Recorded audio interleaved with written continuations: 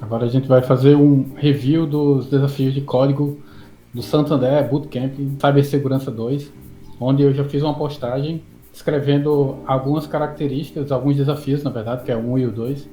A gente tem uma listinha aqui, ó, o 1 e o 2 eu já descrevi lá na postagem, mas a gente vai resolver em conjunto, ó, com algumas dúvidas, eu e a Cardoso, para poder ter uma dinamicidade melhor em relação à compreensão de alguns detalhes.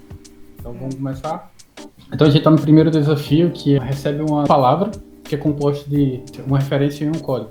Então ele vai fazer um comparativo. Toda entrada vem em formato string, né? E aí são 2 elementos que vem nesse formato de string para você fazer uma comparação. Isso. Eu vou comparar o primeiro com o segundo e confirmar se eles são iguais. Uhum. Esse é o contexto do desafio.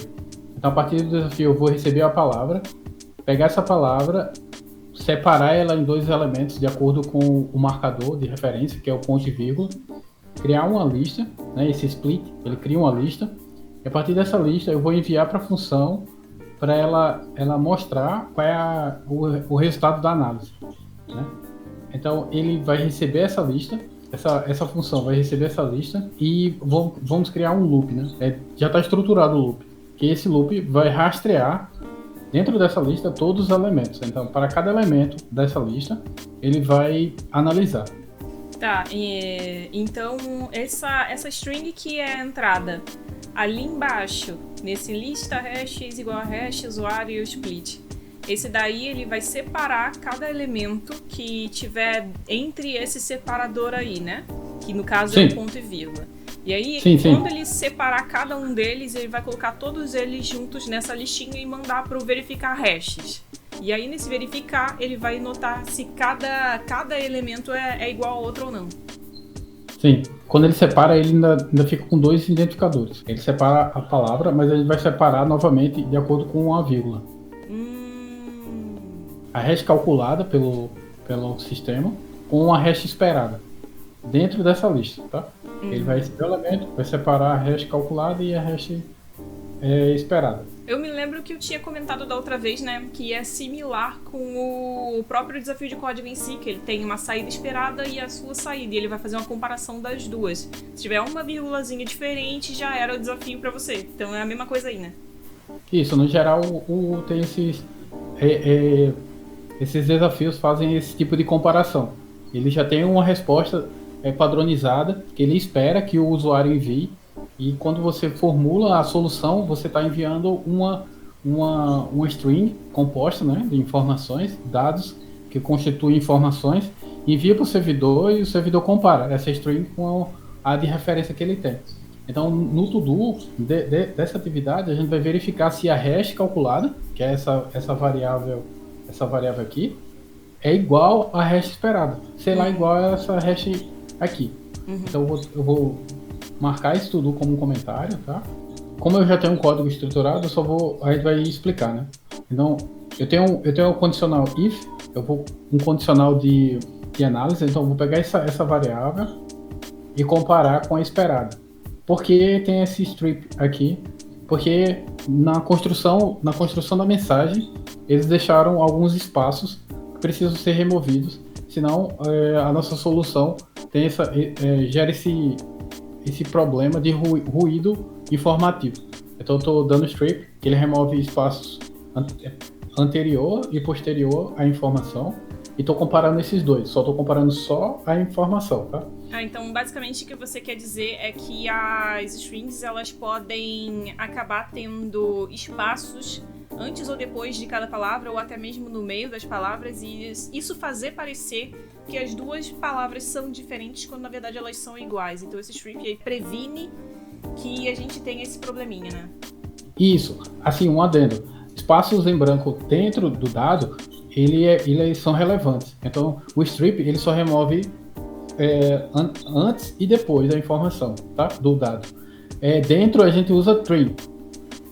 Ponto strim, abre e fecha parênteses, que é o trim, ele remove todo tipo de espaço, seja ele antes da informação, dentro da informação ou posterior. Mas como essa informação pode ser composta, a gente não usa trim, porque a gente mantém a informação estruturada. só o espaço final e o espaço inicial. Eu estruturei um condicional que eu vou avaliar essas duas informações, né? E removendo os espaços de início e fim. Então, se ela for verdadeira, eu faço que essa comparação aqui, que é uma variável que eu vou usar como auxiliar, que eu vou declarar ela aqui só para ter o controle, que ela é definida antes, tá? Então, que essa informação... Tá escrito como um probleminha aí, ó. Isso. Vamos aí, corrigir. Essa comparação, se for válida, ela vira correta, comparação correta. E se ela for incorreta, ela imprime inválido, tá? Você está atribuindo o valor ou correto ou inválido para essa variável comparação, dependendo de qual seja o resultado da própria comparação em si, né? Isso. Em Python não preciso declarar aqui, mas só como uma definição de controle, eu sei que essa variável ela vai começar vazia e depois ela vai começar a obter dados relacionados a ela. Então, que dados são explicações. Ó, essa hashtag que você passou é igual à hashtag que esperada. Então, beleza. Então, ela é correta. Se forem diferentes, é inválido. Então, eu exponho, na verdade, que essa função não tem envio, ela não tem retorno. Ela mostra ao usuário o que foi obtido em relação a essa comparação de hashtag calculado e hashtag esperado. Então a gente vai fazer os testes iniciais. Eu tenho essa informação que eu recebi. Eu espero que seja correto, né? Que eles são informações iguais e minha saída foi correta. Então, ok. Da mesma maneira, foi realizado nas outras implementações. Aí agora, o que a gente faz é fazer uma comparação com dados que eu não tenho referência, mas que seguem o mesmo padrão que está nas avaliações de códigos abertos. São os testes fechados nesse no caso, e como a gente pode ver, você já passou. Sim. Aí, claro que existem diversas formas de fazer essa implementação. A gente pode fazer algumas melhorias, que é usar um ternário. Aqui eu posso, só para mostrar uma das soluções legais, eu uso um ternário aqui. Deixa eu cortar aqui logo de uma vez. Pronto. Porque eu deixo bem dinâmico, eu posso tirar essa variável aqui, ó.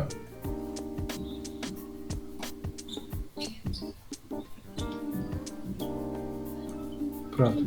Essa é uma das soluções que estão lá no GitHub, que está atrelado à postagem que a gente vai relacionar com esse artigo.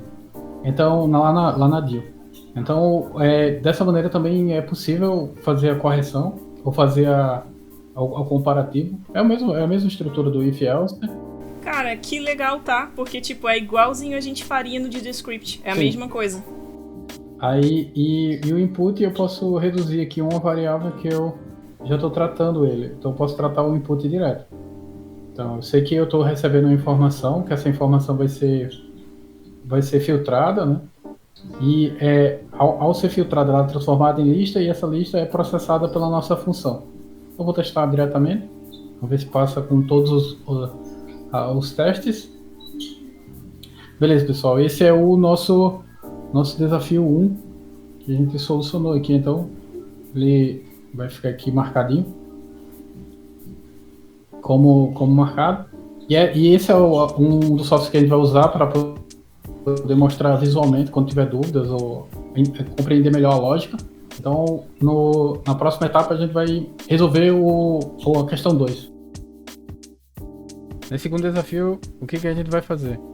A gente vai comparar elementos que estão sendo fornecidos com uma lista e passar os identificadores de acordo com esses elementos. Sejam esses elementos válidos ou inválidos.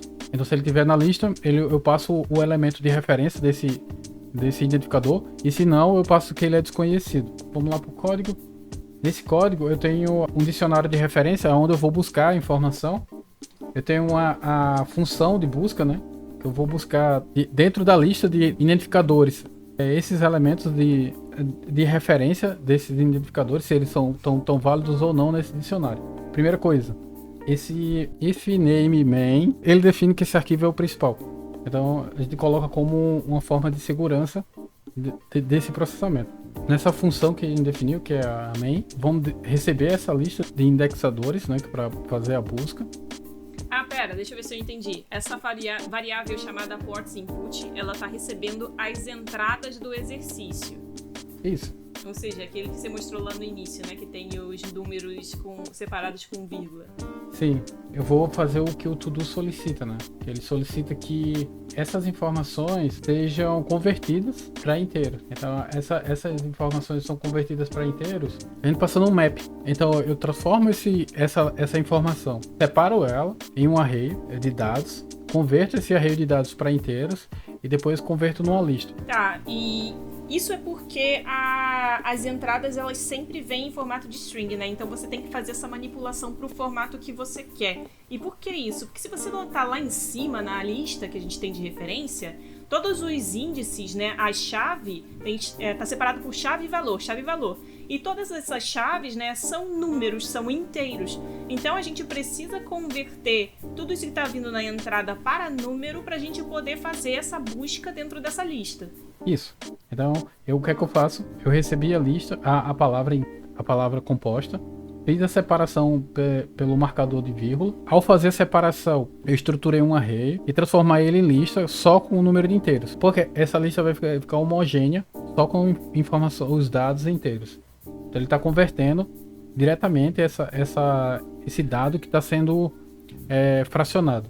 A partir daqui eu tenho uma lista só de inteiros, tá? Agora eu vou fazer o próximo to-do. Eu estou tirando a chave e colocando aspas para poder ver de maneira mais clara o que o to-do está solicitando, tá? Então eu chamo a função de enumeração para obter a lista de serviços correspondente. Então eu preciso chamar a função que está definida lá e passar essa lista que eu acabei de estruturar para obter os serviços, né? Eu defini que serviços vai receber o retorno. Essa variável que você criou, né?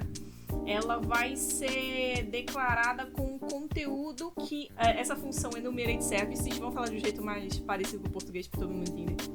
Essa função enumerate services, ela vai retornar, né, algo, e esse algo vai ser declarado nessa variável services que a gente criou. Isso. Aí a partir da invocação da função com essa lista de portas, como ele chamou, eu vou definir uma lista vazia. Ele definiu uma lista vazia que inicializa os nossos resultados. Então ele está vazio, né? Que ele ainda vai passar pelo processo de avaliação. Aqui, ó, ele solicita um to-do. Então intere sobre cada porta fornecida na lista de portas. A gente recebeu uma lista de portas, dicionário de referência, só para minimizar um pouco dessa busca externa. Então ele diz assim, ó, nesse microverso você pode buscar as informações que eu estou solicitando. Então, o que é que a gente vai fazer? Interagir sobre cada porta, né? Dentro dessa lista de portas, para cada código, dentro da porta, o que é que eu vou fazer? Eu vou verificar se a porta existe no dicionário de serviços. Se eu vou verificar, o que é que eu faço? É um condicional. Um condicional de se o código, né, relacionado à porta, se o código que eu acabei de criar dentro da lista de portas está contido em port service, que é a nossa lista de referência. Se aqueles números que você converteu, você está jogando eles aí dentro dessa função e você está verificando se cada um daqueles números existe dentro da lista ou não. Isso.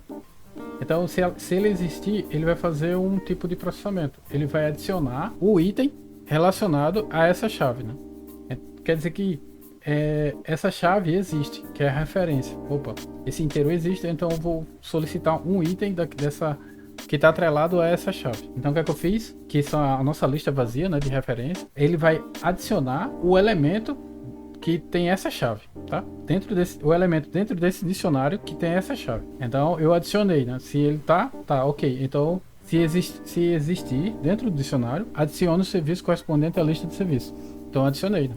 Beleza. Nossa. Basicamente o que você está fazendo então é perguntando se dentro daquela lista existe o número. Aí vamos supor que o número seja 443. Se você olhar na linha 11, o 443 existe. E o valor dele, né, mano, que tá do ladinho ali do 443 é HTTPS, ou seja, esse é o valor que você vai estar salvando nessa nova lista. Isso, essa é a referência que você vai estar salvando nessa nova lista. E agora o próximo to-do, o que a gente vai fazer? Se a porta não existir, que é o condicional inverso ao do existir, do if que a gente estruturou, a gente vai mapear que adicione um desconhecido. Essa aqui é inválida, então eu vou adicionar uma referência de desconhecido no minha lista de serviços.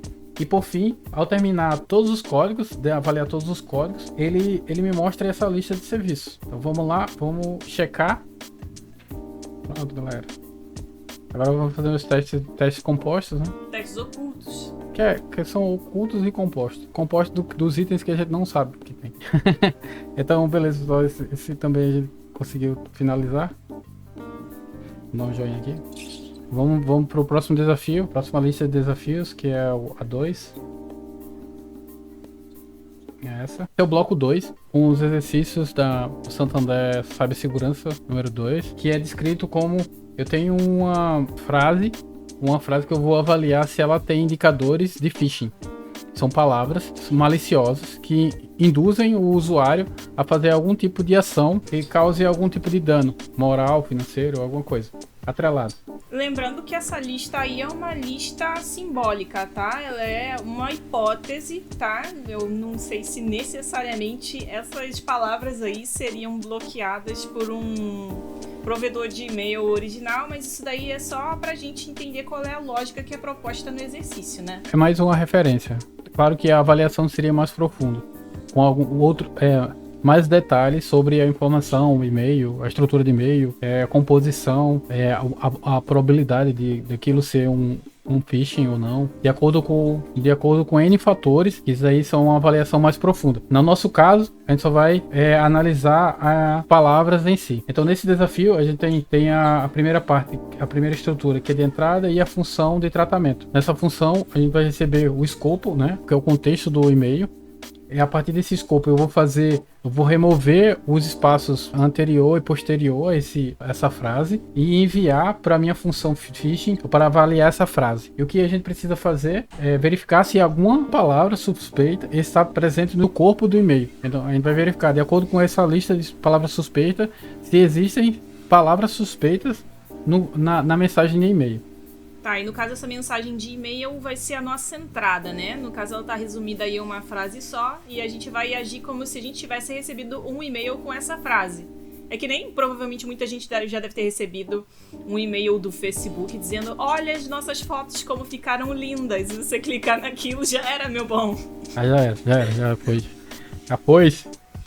Então, eu já tenho um código desenvolvido que eu defino uma análise. Uma análise é que... eu vou dizer que inicialmente a minha hipótese quer dizer que ela é segura, essa mensagem vai ser segura. Mas eu vou fazer que para cada palavra dessa mensagem que eu acabei de receber, eu vou rastrear um modo comparativo com essas palavras suspeitas. Mas antes disso, eu vou fazer um tratamento dessa palavra. O que é que eu vou fazer? Eu vou analisar se cada caractere que compõe essa palavra, ela é um caractere válido e não um caractere especial e nem um número. Então, se ela for um caractere que ela não é número ou nem especial, eu gostaria que ele salvar. Você cria uma lista desses caracteres e depois ele dá um join, que ele junta a palavra de novo. Então tudo que for ruído, que seja número, espaço ou caractere especial, ele vai remover dessa palavra para poder analisar um tratamento desse dado antes de processar ele, tá? A gente trabalha bastante nessa parte de análise de dados, de remover esses ruídos para melhor qualificar o dado que vai ser tratado. Então,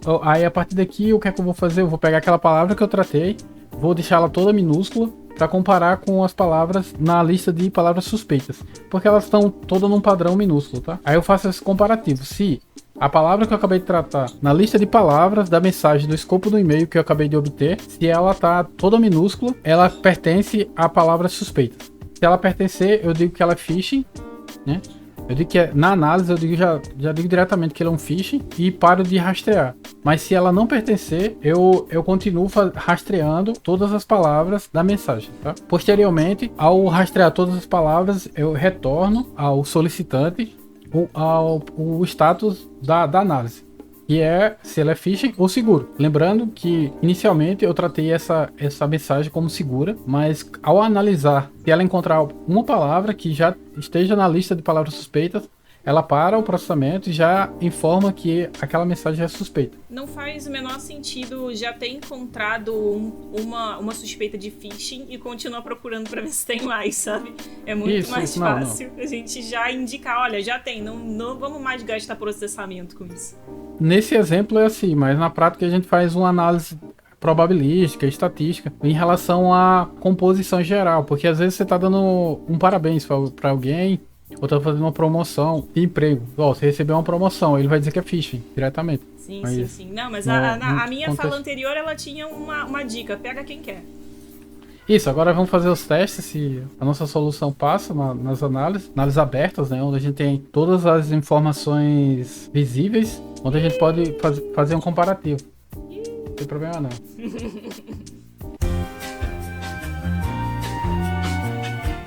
Então, nos testes abertos, onde eu tenho a referência que eu posso analisar se o que eu estou gerando é condizente com o que está sendo referenciado pelo teste, e eu vou fazer o teste fechado agora, né? E um projeto grande, essa é a avaliação do QA, né? Ele vai fazer testes que você não sabe, mas que tem que estar no escopo do que ele necessita, tá bom? Então, a gente passou desse teste, vai dar um joinha aqui, ó, vai completar esse daqui. Beleza, vamos lá. Esse é o segundo, esse é um pouquinho maior. Mas a resolução é bem rápida também. Tem aquela mesma estrutura, né? Que é para consolidar que aquele arquivo seja o principal do nosso processamento, que ele pegue esse arquivo como referência para processar. Definir a main. Então, qual é o problema, né? Qual é o desafio? O desafio é... Ele vai dar uma lista de eventos, digamos assim, onde uma pessoa, um usuário, tentou fazer login em uma aplicação e se ele conseguiu ou não fazer esse login. E aí, baseado nisso, pode falar, André. Isso. Aí a gente vai fazer os testes de avaliação sucessiva. Esse usuário é detectado como um invasor, possível invasor, de acordo com o número de tentativas que ele realizou naquela conta. Uma lista de palavras que a gente vai receber essa lista de palavras, vai separar esses registros, removendo a vírgula, por vírgula, né? Ele dá uma lista de palavras que tem elementos que são separados por vírgula, que esses elementos vai ter o usuário e a condição de login, se é falho ou sucesso. Mostra pra gente na entrada de novo pra gente ver isso. Aqui, ó. User 1, usuário 1, 2 pontos, falha. Aí tem uma vírgula. Esse daí, então, esse usuário 1 falha já é um elemento. E todos os outros que também tem uma vírgula depois vão ser um elemento também, né? Isso, nesse exemplo, ele tem quatro elementos, né? Separados por vírgula. O primeiro, usuário 1 falha. O segundo, usuário 1 falha. O terceiro, usuário 1 falha. E o quarto, usuário 1, sucesso. Por essa referência, então o que é que eu vou fazer? Eu vou separar todos os elementos em uma lista de acordo com a vírgula. Então eu vou ter 4 elementos dentro dessa lista de registros. A partir daqui, a gente vai chamar a função para tratar essa lista de registros, que é esse to-do, é o que ele está solicitando aqui, ó. Chame a função para detectar tentativas de invasão. Então a nossa função é o nosso detecta invasão, que já está estruturado aqui. Ela recebe os registros. Passando os registros, a gente define, na verdade, o escopo do problema já define variáveis de referência. Onde essas variáveis elas já iniciam vazias, none, ou nulas, né? Tentativas consecutivas. Diz que tentativas consecutivas vai ser 0, é sempre a referência de 0. Invasor detector, que é a nossa referência de existência de possível ação. Então essas variáveis já estão presentes no template que aparece aí desse desafio pra gente, né? E aí a gente vai analisar qual é o usuário que está fazendo essa ação. Tentativas consecutivas começa como 0, porque esse é o início, né, do processo, então vai estar zerado no começo para a gente poder fazer essa conta, né? Essa soma, conforme a gente vai contando a quantidade de falhas. E o invasor detectado é caso a gente perceba que essa quantidade de tentativas realmente pode significar que a pessoa é alguém tentando roubar a conta de outra pessoa, né? É isso aí. Então, no nosso primeiro to-do, a gente vai percorrer cada registro de log, que é essa lista de elementos que a gente passou para a função. Então a gente vai estruturar aqui um for. É um for que vai percorrer todo o registro dentro da lista de registros. Então eu estruturei esse looping que vai percorrer, né, cada elemento dentro dessa lista de registros. Nesse do ele solicita que separe o item do usuário e o status do registro. Sucesso ou falha. Então lembra que cada registro tem um usuário e um status do que foi solicitado. Sim. Ou do que foi informado. Então, beleza. Então a gente separou tanto o usuário como o status do registro. Eu dou duas variáveis que a gente pode processar. E a partir daqui eu vou fazer o que ele solicita, né? Cada to-do. Então ele fala aqui, ó, verifico se o usuário atual é o mesmo da interação anterior. Se ele é o mesmo, né? Então eu vou dizer assim, ó, o usuário atual é diferente do anterior, que é esse usuário de referência. Se ele for diferente, eu quero que ele faça um tratamento, tá? Porque eu tô dizendo que esse é o mesmo aqui. Quando eu digo que é diferente, é tipo assim, eu digo assim, A é diferente de B, mas eu sei que A é igual a B, entendeu? Não. Eu sei que... é porque eu poderia usar igual, na verdade, aqui, ó. Atual é igual. Eu entendi que é tipo assim... Eu acho que talvez seja mais simples falar, tipo, dentro daquela entrada lá, tem vários elementos, né? E cada elemento, ele diz qual é o usuário daquela ação. Se você olhar as entradas, vai ter user 1, 2 pontos falha. User 1, 2 pontos falha. User 1, 2 pontos falha. Ou seja, é sempre o mesmo usuário tentando de novo. E isso vai fazer o que ser entendido. É a mesma pessoa tentando e errando toda hora. Então é isso que ele está verificando aí. Se é a mesma pessoa tentando ou se o real dono da conta chegou e agora ele conseguiu entrar porque é outra pessoa, sabe? Alguma coisa desse gênero. Isso. Então, quando eu comparo se ele é diferente, é que eu vou fazer um processo se ele for igual e um processo se ele for diferente. Aqui eu vou dizer que ele é diferente para poder incrementar o número de tentativas, né? Opa, ele não é diferente. Então eu quero que ele incremente o número de tentativas e avalie se é falha. Se for falha, ele incremente o número de tentativas. Se for sucesso, ele reseta. Então é o que ele está pedindo aqui, ó. Se o status é falha, incremente. Então falha, se status aqui, ó, se esse condicional aqui for falha, eu incremento o número, tentativas consecutivas que era 0, vai para 1 e vai incrementar, vai guardar na variável tentativas. Se a tentativa for bem-sucedida, reseta o número de falhas. Então, se for sucesso aqui, ele recebe 0, então eu reseto. Primeiro eu vou fazer o to-do, né? Vou botar o else e o to-do. Ele tá pedindo aqui, ó, se o usuário mudar, ele avalia, né? 3 tentativas consecutivas. Então eu vou avaliar o número de tentativas. E como o usuário mudou, eu quero que ele salve o usuário, tá? Tá ok? Ah, você tá querendo a minha confirmação? Eu ainda tô tentando entender o código. Porque você tá falando, se o usuário mudou, mas essa daí, na verdade, é a parte onde os usuários são iguais. Isso. Porque esse daqui é aqui e esse aqui é aqui. Eu sei. Era mais fácil você trocar a ordem, mas deixa quieto. Então, mas a ideia é pensar um pouquinho, eu sei. Se os usuários... Pronto, então... Eita, porra. Se os dois usuários, na verdade, forem iguais e a quantidade de tentativas consecutivas for maior do que 3, o usuário é imediatamente detectado como um invasor, né? Por que isso? Porque a pessoa já tentou mais de 3 vezes, é a mesma pessoa tentando mais de 3 vezes, então fica meio suspeito isso. É isso que o código está querendo dizer. Claro que num cenário normal eu acho que é um pouco mais complicado do que isso, mas vamos deixar simples. Se o usuário for invasor, ele salva. Tá? Se ele tentou mais de 3 tentativas, ele vai salvar aqui, ó, que é um possível invasor.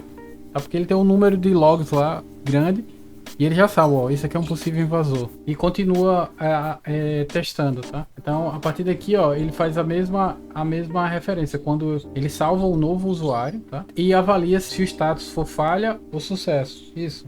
Ou ele zera ou ele incrementa 1, né? Que é, opa, tem a primeira falha. A partir da segunda posterior, ele já entra aqui, tá? Porque eles são diferentes. O usuário atual é diferente do anterior, que é a avaliação. Então ele vai incrementando, tá? Então o último to-do, ele pede para verificar e retornar ao usuário a informação válida, tá? Então ele verifica do último usuário se ele extrapolou pelos testes, envia e também salva se é invasor, se sim. Então ele vai dizer assim, ele vai avaliar. Se o invasor for num, lembra, lá no começo, ele é declarado como none.